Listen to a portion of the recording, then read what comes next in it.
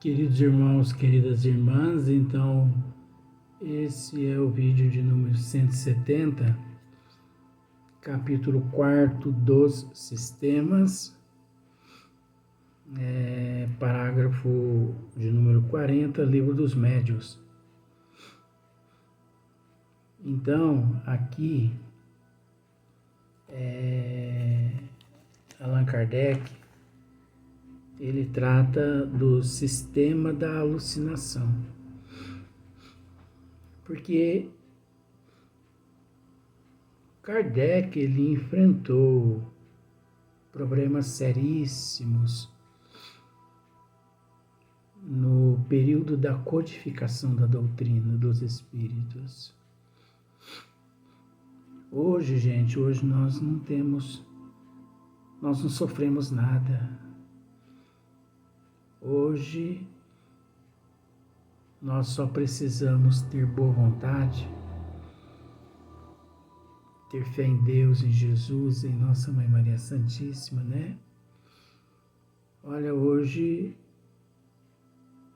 nós saímos e cidade pequena não, mas cidade grande, centenas de livrarias espíritas nós encontramos.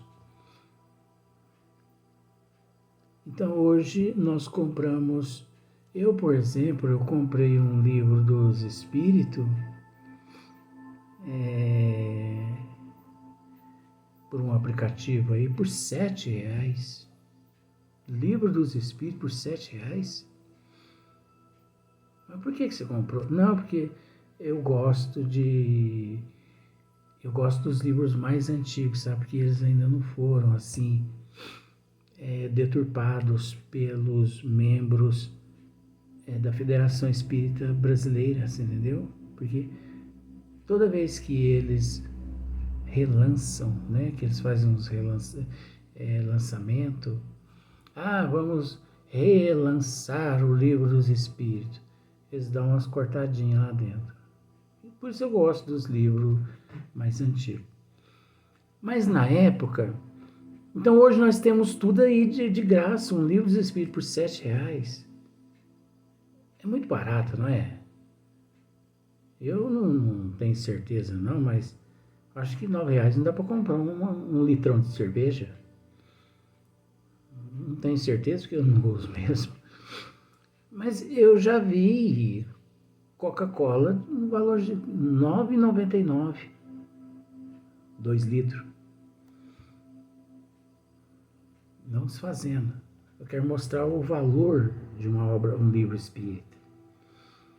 Mas isso não aconteceu com Kardec, porque Kardec naquela época, ele enfrentou milhares de dificuldades, né? Ataque, perseguição, né? Ele enfrentou assim os materialistas, os que se diziam críticos, né? Ele enfrentou também naquela época lá os antagonistas, né? Que pode-se dizer assim, os antagonistas do espiritismo, quer dizer, os opositores do espiritismo. Kardec, no período da codificação, ele enfrentou, assim, não brigou, não, mas ele foi muito perseguido. Então, é por Deus, é por Jesus mesmo, é pela persistência dele, que hoje nós desfrutamos dessa doutrina maravilhosa. Então ele enfrentou diversos opositores. Então todos eles tinham lá uma certa desculpa, né? Então olha só para você ver.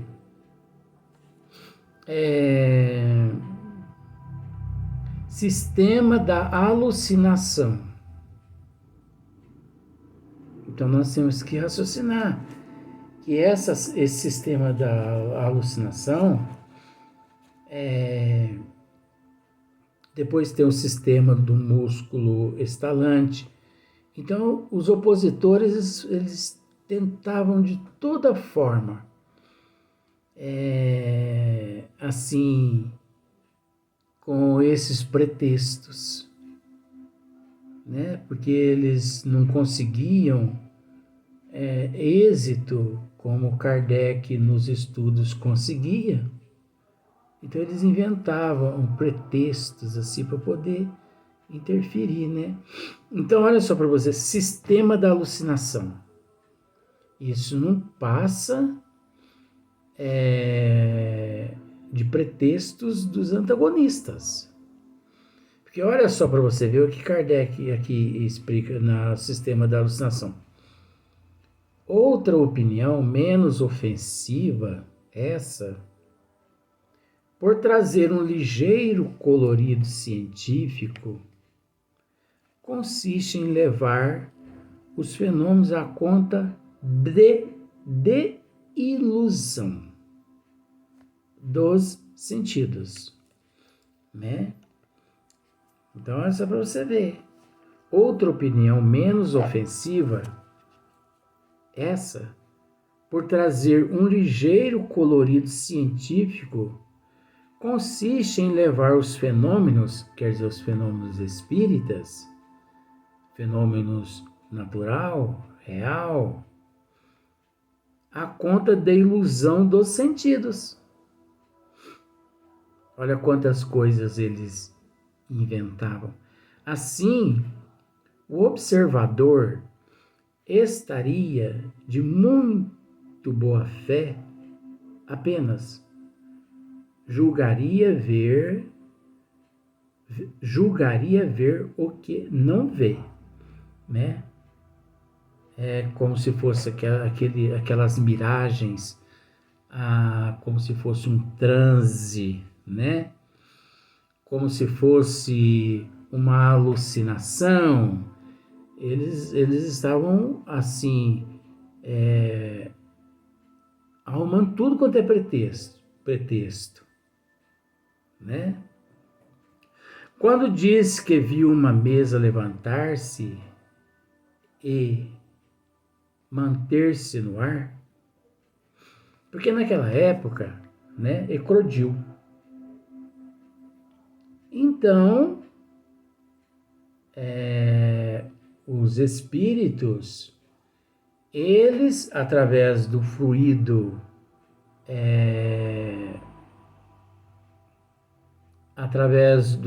do fluido de efeito físico dos médios presentes, mas que muitos desconhecedores de que eram médios e também portadores daqueles fluidos de efeito físico, por isso que os espíritos, manipulando esse fluido de efeito físico, eles empregavam essa energia naquelas mesas, naquelas cadeiras, e aquelas cadeiras, aquelas mesas, elas obedeciam o comando daqueles espíritos que ali naqueles cabaré, naquelas localidades se encontravam.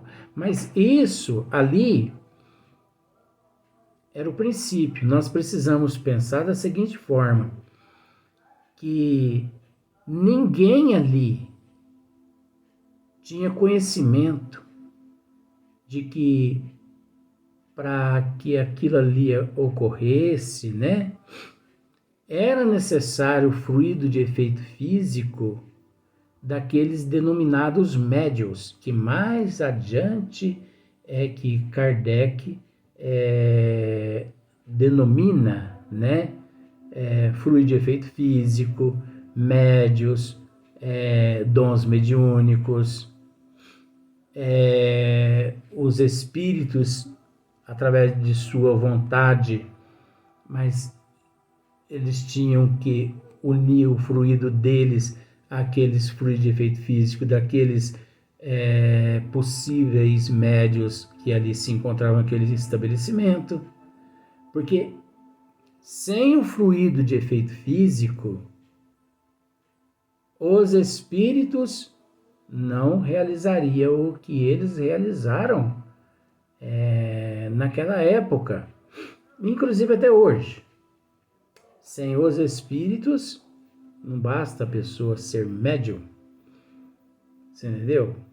Ah, sou médium, mas se não existir a influência, o desejo dos espíritos, nada acontece. Mas só que todo mundo ali desconhecia esse fator. Então, olha só. E com isso, por estar no princípio da codificação, Kardec ainda não tinha chegado nesse momento, né, das pesquisas. Então, os antagonistas, os opositores do espiritismo, eles pegavam pesado mesmo para cima de Allan Kardec. Eles pegavam pesado, porque eles criavam tudo quanto é embaraço, empecilho, embustes, né? Então eles não acreditavam que aquilo ali, que aqueles fenômenos espíritas eram provocados pelos espíritos, né? E que tudo aquilo ali não passava de uma alucinação, não passava-se também do charlatanismo, não passava de uma loucura, só para você ver. E fatos reais, né? Então eles, por falta de conhecimento, eles tentaram de toda forma, mas Kardec deixou esclarecido. Então olha só para você ver o que Kardec narra aqui, ó. Quando diz que viu uma mesa levantar-se e manter-se no ar, né? Então eles classificavam isso como uma alucinação, que ninguém viu mesa se levantar, nada, não passa de um cachimbinho da paz, vamos pensar assim. A pessoa usa um cachimbinho da paz, então ele começa a ver Júpiter, Saturno, assim, passando por ele, assim, pertinho, né? É como se fosse um cachimbinho da paz. Na verdade, o cachimbinho da paz não tinha nada a ver com isso, né?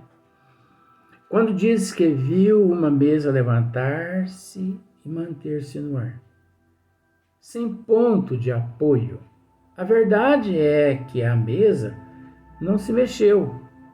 Ele a viu no ar por efeito de uma espécie de miragem ou por uma refração, qual que nos faz ver na água um astro, um objeto qualquer, fora da sua posição real.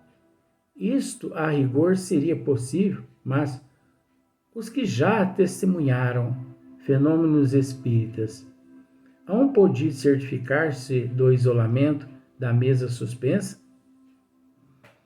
Então, aqueles que nunca presenciaram, então, esses opositores, né, eles sempre argumentaram, porque eles não presenciaram aquilo que Allan Kardec presenciou e que muitos seres haviam presenciado naquela época.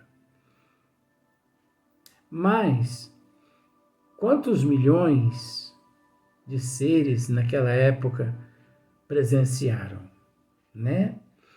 Então nós sabemos, aqui vai dizer que, por exemplo, São Cupertino, por exemplo, ele encontrava-se ali dentro da basílica, né? E de repente ele saía a volitar no meio do povo, né, que encontrava-se dentro da basílica, e ele voava para lá, voava para cá, levitava, na verdade. Levitava para lá, levitava para cá, né? Então, para o catolicismo, isso aí foi classificado como oh meu Deus, fenômeno sobrenatural. E não existe o fenômeno sobrenatural. Isso não existe. Outros disseram, né, ou né, diziam na época que aquilo ali era tudo um milagre de São Cupertino. Mas é porque ele estava amparado pelo clero. Porque aqueles coitadinhos não amparados pelo clero eram tidos como bruxos, feiticeiros, tinha parte com o demônio, era considerado hereges, e por isso ou abjurava ou eram levados à guilhotina, à fogueira e por aí em diante, né? Então, olha só para você, vamos voltar. Quando disse que viu uma mesa levantar-se e manter-se no ar, sem ponto de apoio. A verdade é que a mesa não se mexeu. Eles acreditam dessa forma, entendeu? A verdade é que a mesa não se mexeu. Então, eles acreditam que a mesa não se mexeu. Ou por uma refração, qual a que nos faz ver a água, um astro ou um objeto qualquer. Então é a mesma coisa de uma miragem, né? Você olha assim numa represa, água paradinha, né? De repente você vê à noite, você olha naquele espelho d'água, você vê assim as estrelas, né? Vamos usar esse termo mitológico, do céu lá naquele lençol de água. Só que você joga uma pedra lá dentro da represa, cria aquela trepidação. E aquela trepidação, você já não consegue ver mais os astros, as estrelas, né? A lua ali com nitidez. É mais ou menos assim que Kardec está procurando esclarecer. Ele a viu no ar por efeito de uma espécie de miragem ou por uma refração que nos faz ver na água um astro ou um objeto qualquer fora da sua posição real. Isto, a rigor, seria possível. Mas os que já testemunharam fenômenos espíritas hão podido certificar-se do isolamento da mesa suspensa, passando por debaixo dela, o que parece difícil de se conseguir, caso o móvel não se houvesse despregado do solo. Por outro lado, muitas vezes tem sucedido quebrar-se a mesa ao cair. Dar-se-á que também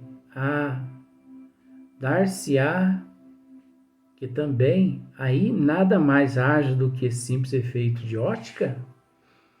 Não é efeito de ótica, não é uma ilusão, não é uma distorção. Se nós pararmos para analisar no espelho d'água, pelo fator realidade, realmente nós conseguimos enxergar tudo, né? Mas aqueles que não viram o que Kardec viu e que muitas pessoas presenciaram, né? Essa pessoa pode até pensar que está com a razão dizendo dessa forma. Mas e aqueles que presenciaram? E aqueles que viram? Mesas de 100, 150 quilos que se movia, que ia até o teto e que voltava e que certas vezes era soltado uma vez e quebrava. Tem a história de um senhor, não me lembro o nome desse senhor, ele estava sentado assim, fumando um charuto, uma coisa assim, de repente ele, né, a cadeira que ele se encontrava, foi assim erguida, foi até próximo ao teto, onde ele pôde relar a mão lá no teto. Não sei, parece que ele fez até um desenho lá no teto com a mão para provar que realmente ele lá no teto ele foi erguido através daquela cadeira, né? Então, como enganar aqueles que já viram? É lógico que existe todo um processo por detrás desses fenômenos espíritas. Isso é o que Kardec fez, fenômenos natural. Mas Kardec, esse trabalho ele fez, que foi estudar esses fenômenos. Ele fez isso, né? É fora de dúvida que uma causa fisiológica bem conhecida pode fazer que uma pessoa julgue ver em movimento um objeto, né? Isso é natural, que uma causa fisiológica faça com que a pessoa julgue ver, né, um objeto que não se moveu, ou que supõe estar ela própria a mover-se, quando permanece imóvel.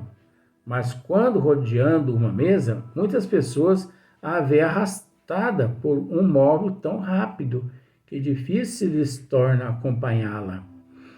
Então, nós sabemos que existem certos transtornos neurológicos, transtornos de visão, de ótica, né? Transtornos fisiológicos, que dependendo as condições daquela pessoa, por exemplo, tem certos tipos de estrabismo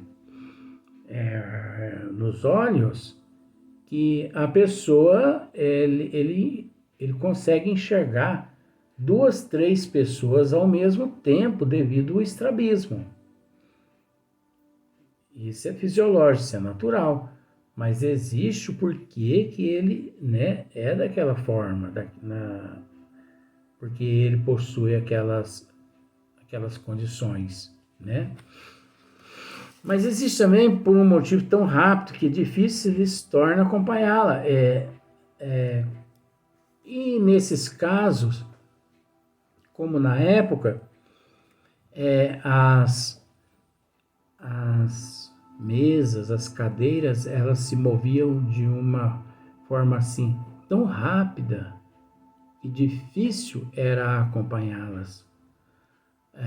Ou que mesmo deita algumas delas ao chão, poder-se-á dizer que todas se acham tomadas de vertigem, como o bêbado que acredita estar vendo a casa em que mora passar-lhe por diante dos olhos? Você viu que Kardec ele não brinca. Então, nós temos que aceitar o que os antagonistas, o que os materialistas, os críticos, né, diz a respeito do espiritismo, principalmente da manifestação da forma como ocorreu naquela época da codificação, os fenômenos espírita, fenômenos natural, né? Então nós vamos dizer, nós vamos ter que aceitar como se fosse assim um processo de vertigem, de ilusão, de forma alguma. Isso, como nós já dissemos, é um processo assim, de ignorância de causa, ignorância de conhecimento dos desígnios das leis divinas. Até nesse dado momento,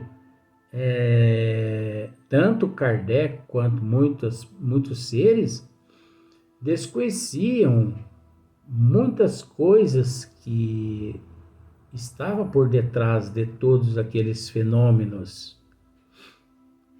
Mas enquanto muitos antagonistas dessa forma pensava, né, imaginavam e atacava Allan Kardec, ele não se preocupava, porque ele sabia que existia algo mais por detrás de todos aqueles fenômenos que até então para muitos não passava-se de miragem, não passava-se de alucinação, não passava-se de loucura, né?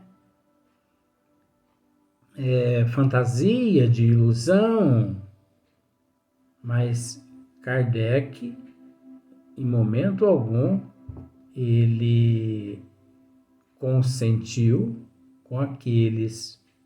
Não, ele fez o trabalho dele, que, no entanto, como nós já dissemos várias vezes, que Kardec mesmo que disse isso aqui no Livro dos Médiuns, os espíritas, né?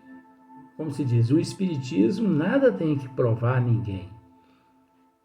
Se existe alguém que tem que provar alguma coisa ao espiritismo, esse alguém são os antagonistas, são os que se dizem críticos, os ignorantes, porque o espiritismo não tem nada que provar, né? Então nós vamos para o próximo vídeo.